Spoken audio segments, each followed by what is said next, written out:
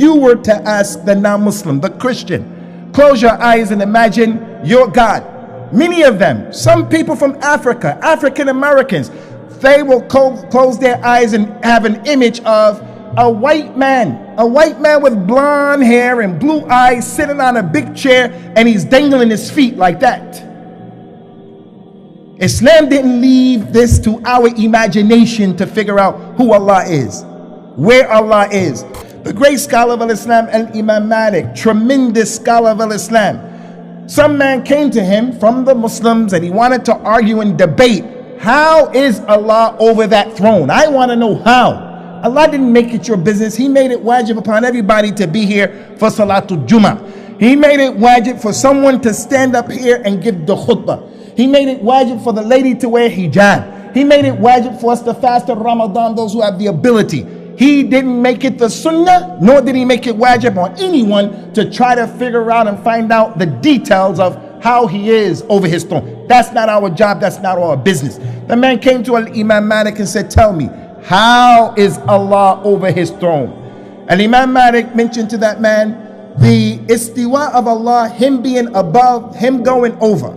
That's well known to the Arabs. You ask any Arab who knows this language, he's going to say it means to go up into a sin. It is known what it means. How he did it is unknown. To believe it is wajib, and to ask about it and investigate it, that's an innovation. So Allah described in the Quran that he has a face. Allah described in the Quran that he has two hands when he addressed Iblis, Satan. And he told him, what prevented you from prostrating to what I have created with my two hands?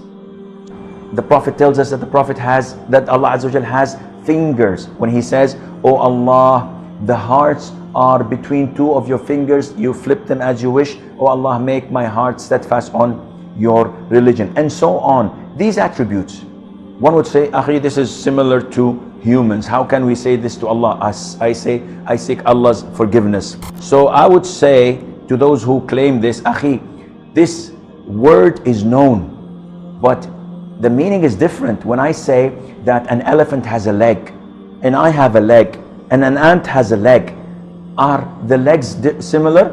Definitely not. And Allah Azza wa Jal has the highest example. We do not Azza wa Jal simulate him to any of his creatures. But you believe that Allah is alive, so why don't you say that living is also part of human nature?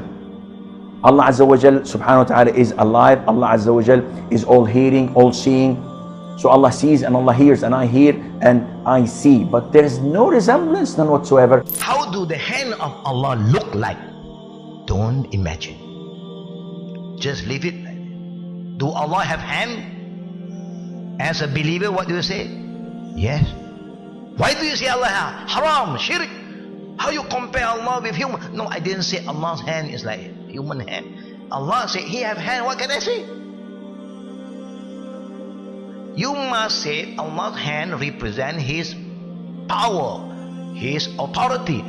Power, Allah said qudra. Power, the word power means qudra. Or you can, is qawiyun, qaharun. But the word yad, you open any dictionary, Arabic dictionary, what is the meaning of yad?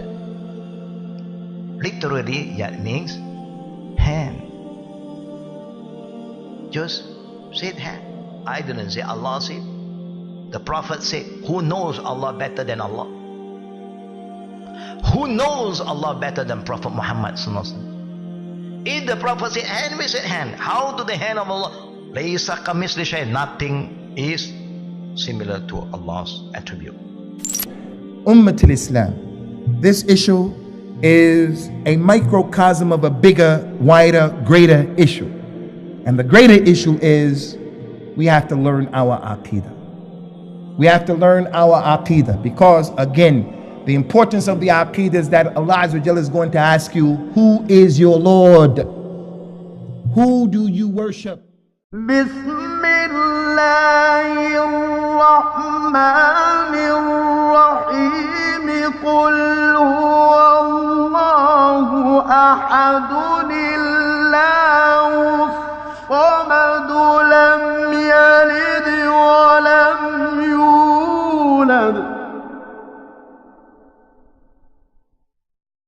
لم يلد ولم يولد ولم يكن له كفوا أحد.